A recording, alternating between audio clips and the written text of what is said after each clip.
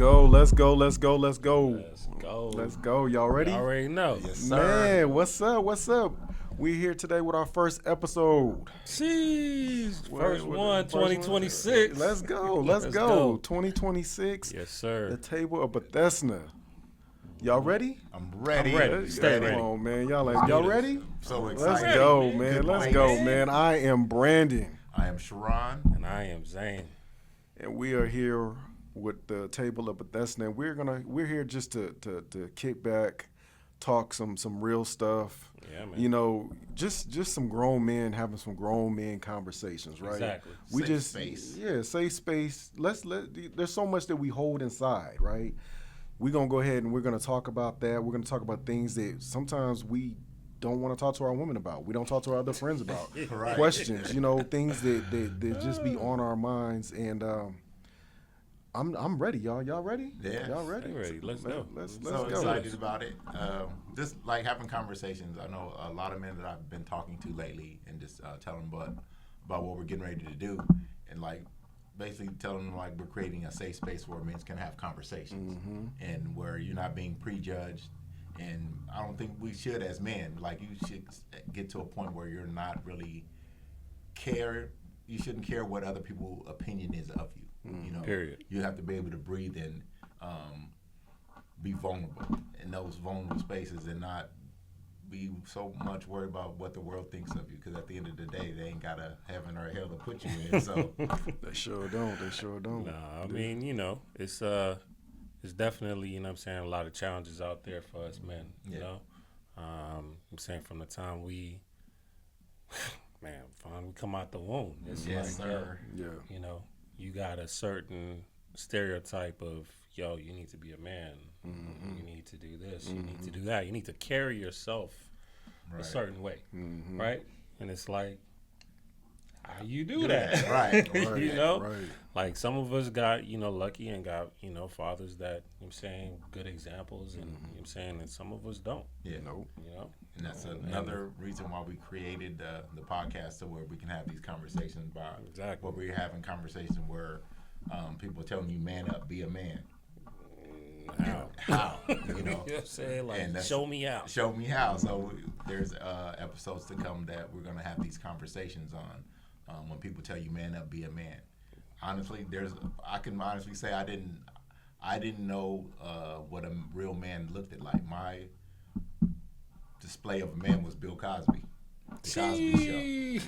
The Cosby Show, not Bill Cosby as a person. Bill Cosby. He talking about Dr. Huxtable. Dr. Huxtable. When you talk about Heathcliff. yeah, Heathcliff Huxtable. So that was my image of a man growing up, of being a man and being a father, because I didn't have that modeled in front of me. So that's just one of the topics that we're probably going to touch on. That's definitely Well, a great just example. Elaborate on that a little bit. Because it's a lot of people out there that don't got that. Yeah, and to elaborate on it, like, okay, I grew up without a male figure in my life. So not having that role model being displayed in front of me, it's when people tell you like, oh, man up, be a man, you know, and it was hard for. I wouldn't say hard for me. I just gave you my best interpretation of being a man. What a man is. What a man was. Yeah. And by growing up on, say, everybody know the block, being on the block, hanging out with your homeboys, doing young things, you know, and that was my best interpretation of a man. You know what I thought was being a man was. You know. So you had a very convoluted. Yeah. Childhood, yeah. So just not, that was my best interpretation of a man, and it wasn't correct at all, by far. Well, what made you come to the realization that you weren't really being a man when everybody's telling you are the man in the streets? But when I wasn't able to make the proper choices, when people tell you, man, be a man, and you're so used to just taking care of yourself, you're gonna be selfish. So I was more selfish than anything, you know, and that's when my oldest son was born. So it was my interpretation of being a man is like self, you know, take care of me. Yeah. And had no idea of like, You got somebody else you got to take somebody care else. of. Like he needs stuff too. Right. So just I just learned as I'm getting older, still learning to be selfless. You know, that's to me, that's one of the attributes of being a man, being more selfless. Now, when you say that, is that also what's contributing to some of the men's mental health? Is the stress? Yeah, the stress and what we carry. You know, that we place on ourselves to live up to a standard that we've placed. Living up to someone else's expectation of who you should be. Yeah, because when you say, you know, what you just said as far as like, I got to do this, I got to do that. It's all on me. Right. You know what I'm saying? And sometimes we have that mindset and it puts a lot more on us. And that's what we're here to talk about, the mental health aspect of it. Right. Like, hey, fellas, we know you out here being a man. We appreciate you out here being a man. But it's okay to sometimes be weak. Yeah. Yeah, You know, what's that saying? absolutely. Men cry in the dark. Yeah. You know? No, absolutely. You know, my story is a little bit different. I'm saying, you know, I had some good father figures, I guess you could say. My pops, my grandfather, you know, and they always taught me, I'm saying, family first. I'm saying that was always my thing growing up, like, and even to this day, I'm saying, like, it's all about my family. That's right. I'm saying it's all about, you know, my sisters and brothers. Now I got a wife, kids. You know what I'm saying? But me and Sharon, we go back. Way back. We go way back. So We had babies. even though you know what I'm saying, like, I had my pops there. My pops used to work a lot. I'm saying he used to always be traveling and gone, and I'm saying, and the block raised me. You know what I'm saying? We be out in these streets and I'm saying getting into stuff and had no idea. had no idea what we was doing, but we thought we was Being a thought man. we was man. You know what I'm saying? You ever heard that phrase, be a real one? Yeah. Right. I'm a real one. Right. You know what I'm saying? I think You what they call them You know? nowadays? The The YNs. YNs. The YNs. Yeah, it's You know what like I'm saying? Like, bro, like, I done did some stuff, and it's like, yo, like, And that's you It even ain't- having a father in the Yeah. picture. you know what I'm saying? You know, because the society that we live in, you know what I'm saying, will always portray it to be how you need to be tough. You need to be hard. You need to be, oh, you're not a gangster, or you need to be a thug. You need to be, you know what I'm saying, you need to be willing to just get out here and do whatever you need to do. right. And sometimes that mentality is like, yo, you do need to get out here and do what you need to do, but it ain't got to be thugging. Right. You feel me?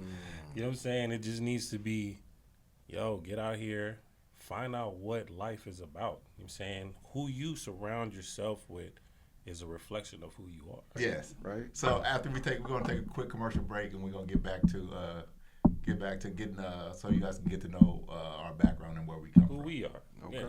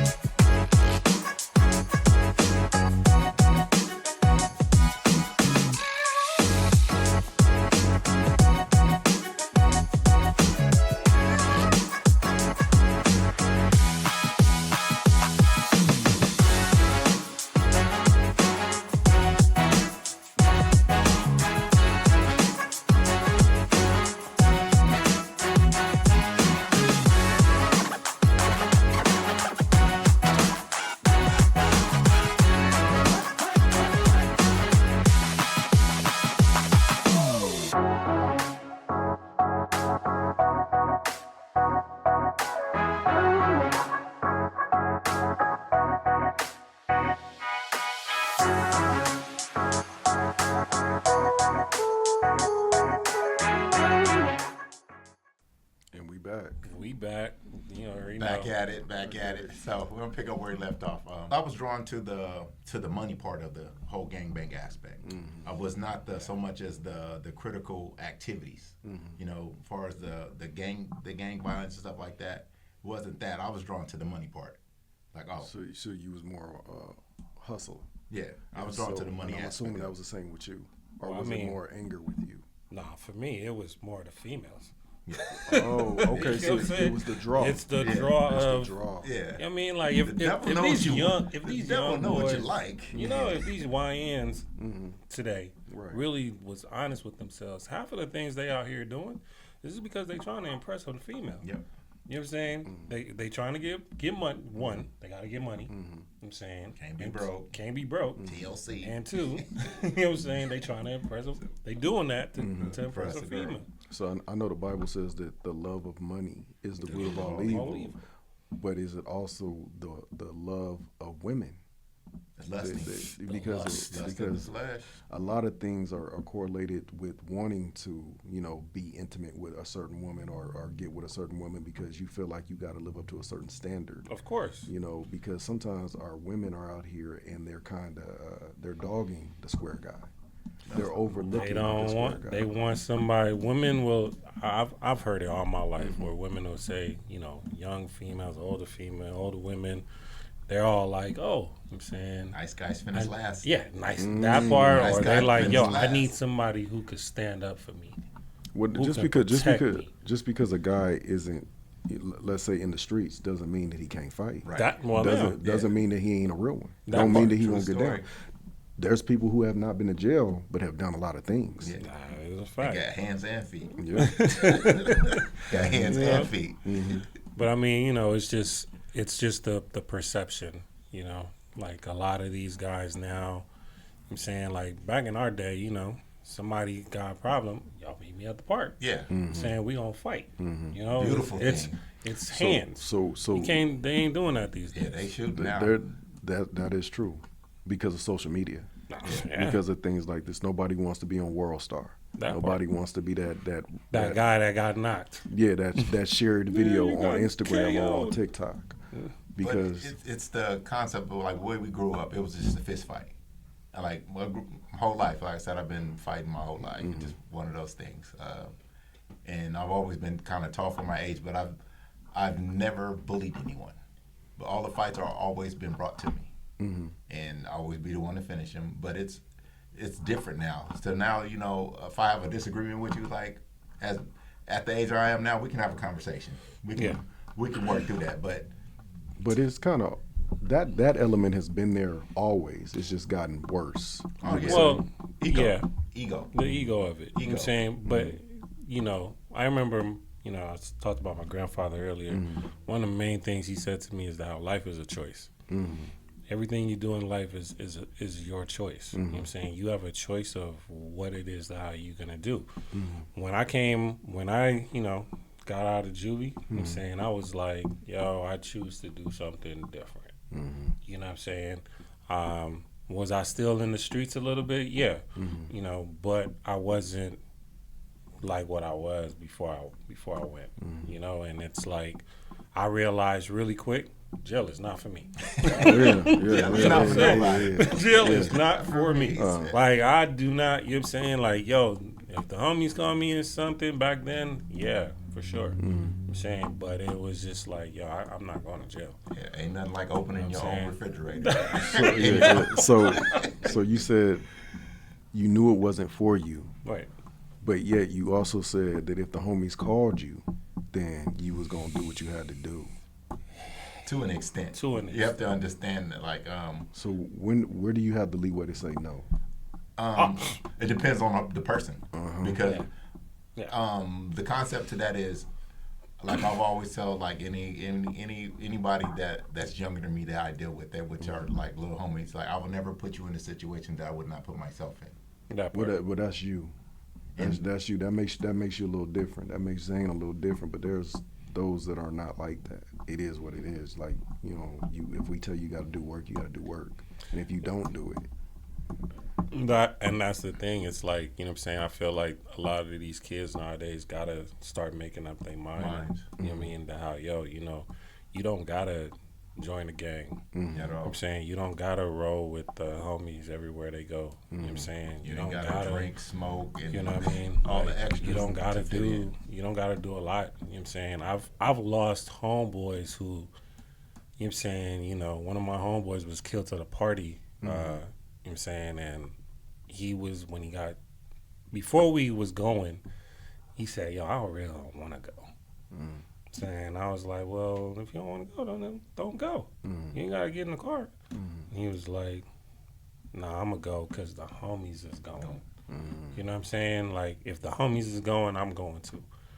And and that's the thing. That's the mentality that how, you know what I'm saying, you know, growing up, if you're not aware of one, if you don't have a spiritual, you know what I'm saying, guidance, you know what I'm saying, ground to lead you, you know what I'm saying, away to where you get that familiarity to how, you know what, where the spirit is talking to you, like, you don't need to get in that car. Yeah. You know what I'm saying? See, Trey got out the car with know. Dope Boy. Dope, let me out. Let me out. Let me out. You know what I'm saying? Like, yo, it's okay. Like, it's okay for you to say that. Like, yo, to me, that's showing more, you know what I'm saying, like, character than anything, to say to how you have the, yo, you know what, like, yeah, I ain't feeling it. You know what I'm saying? And that right there is, and the reason I pushed a little bit on what you were saying as far as when I asked who gets to say, you know, no to somebody,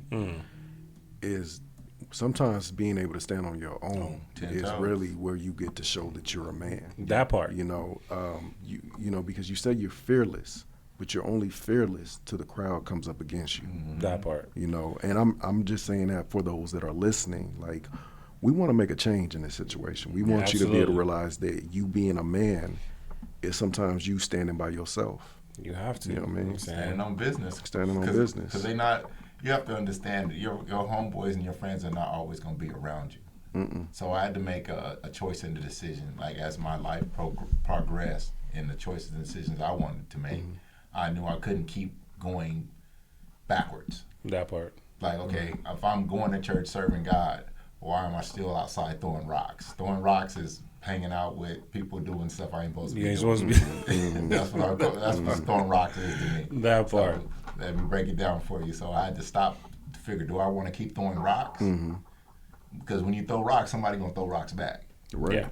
So I got tired of throwing rocks. So I was like, all right, you know, some of the homies may not like it. Like, yeah, we don't hang out because we don't have nothing else in common anymore. We grew up together, but our values are different. And now you being a Christian, and you're what the Bible says is you're a new creation. Yeah. So I have to mind myself, and I have children, so they looking at me too. So my kids don't know that lifestyle. They don't know nothing about that. Like, and I think that also, guys, that how one thing that how we got to remember is that a lot of kids, whether it be kids, adults, whoever's watching, I'm saying they're gonna say, they're gonna have this mentality, or they're gonna have this thought process that how, like, you know what I'm saying, you talking about, oh, you know, you don't need to do this, or you don't need to do that, you know, you need to stand on your own. How do I do that? I'm saying, and for me, like, at some point in time, that relationship with God has to come in and play a factor. You know what I'm saying? And the reason why I say a relationship is because it's the one you know what I'm saying, example I always give.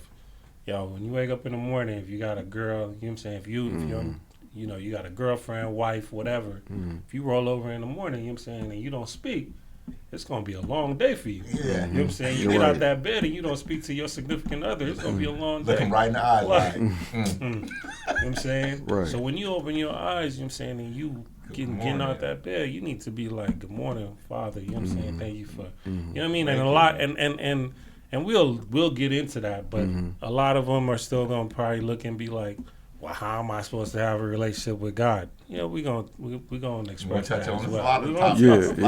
It's we're gonna touch on. And some things are just gonna be baby steps. Yeah. You know, once you get serious about things, you know, when you get into a serious relationship, it changes you. But you know, this was a great start. You know, we just want to introduce ourselves. Absolutely. Thank you for watching the Table of Bethesda. Yes, sir. I'm Brandon. I'm Sharon. And I am Zane. Be blessed. Be blessed, y'all.